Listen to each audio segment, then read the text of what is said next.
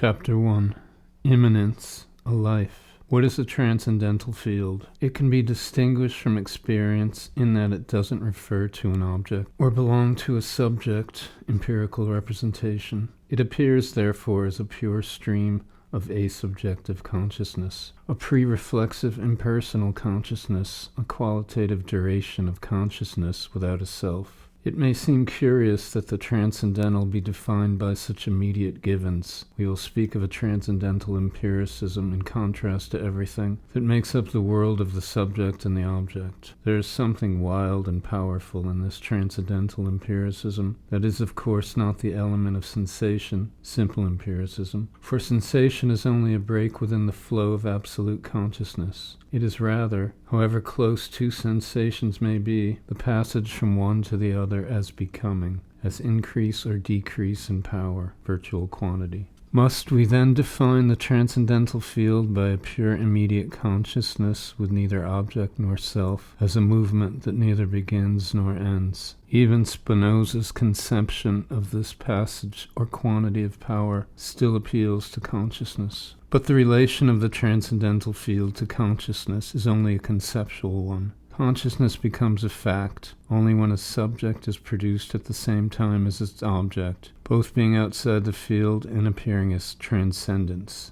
Conversely, as long as consciousness traverses the transcendental field at an infinite speed everywhere diffused, nothing is able to reveal it. It is expressed, in fact, only when it is reflected on a subject that refers it to objects. That is why the transcendental field cannot be defined by the consciousness that is coextensive with it, but removed from any revelation. The transcendent is not the transcendental. Were it not for consciousness, the transcendental field would be defined as a pure plane of immanence, because it eludes all transcendence of the subject and of the object. Absolute immanence is in itself. It is not in something, to something. It does not depend on an object or belong to a subject. In Spinoza, immanence is not immanence to substance, rather substance and modes are in immanence. When the subject or the object, falling outside the plane of immanence, is taken as a universal subject, or as any object to which immanence is attributed, the transcendental is entirely denatured, for it then simply redoubles the empirical.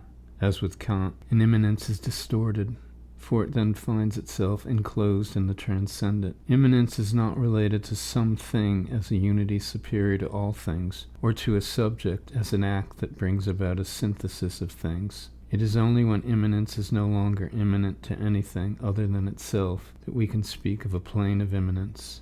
No more than the transcendental field is defined by consciousness can the plane of immanence be defined by a subject or an object that is able to contain it. We will say of pure immanence that it is a life, and nothing else. It is not immanence to life, but the immanent that is in nothing is itself a life. A life is the immanence of immanence, absolute immanence. It is complete power, complete bliss. It is to the degree that he goes beyond the aporias of the subject and the object that Johann Fichte in his last philosophy presents the transcendental field as a life, no longer dependent on a being or submitted to an act. It is an absolute immediate consciousness whose very activity no longer refers to a being, but is ceaselessly posed in a life. The transcendental field then becomes a genuine plane of immanence that reintroduces Spinozaism into the heart of the philosophical process.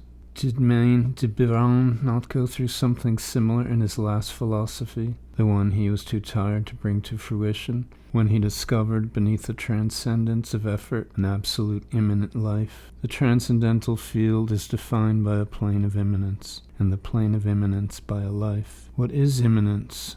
A life. No one has described what a life is better than Charles Dickens. If we take the indefinite article as an index of the transcendental, a disreputable man, a rogue, held in contempt by everyone, is found as he lies dying. Suddenly those taking care of him manifest an eagerness, respect, even love for his slightest sign of life. Everybody bustles about to save him, to the point where, in his deepest coma, this wicked man himself senses something soft and sweet penetrating him. But to the degree that he comes back to life, his saviors turn colder, and he becomes once again mean and crude.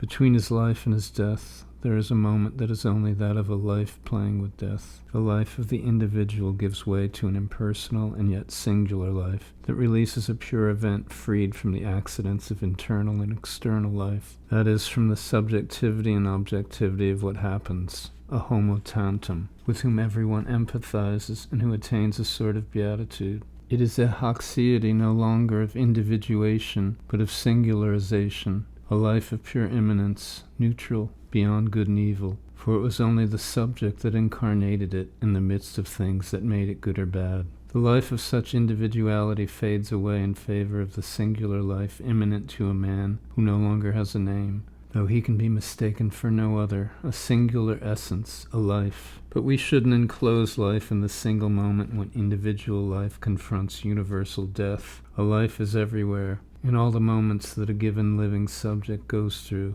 and that are measured by given lived objects. An immanent life carrying with it the events of singularities that are merely actualized in subjects and objects. This indefinite life does not itself have moments, close as they may be one to another, but only between times, between moments. It doesn't just come after this or come after that, but offers the immensity of an empty time where one sees the event yet to come and already happened, in the absolute of an immediate consciousness. In his novels, Alexander Lernet-Holenia places the event in an in-between time that could engulf entire armies. The singularities and the events that constitute a life coexist with the accidents of the life that correspond to it, but they are neither grouped nor divided in the same way.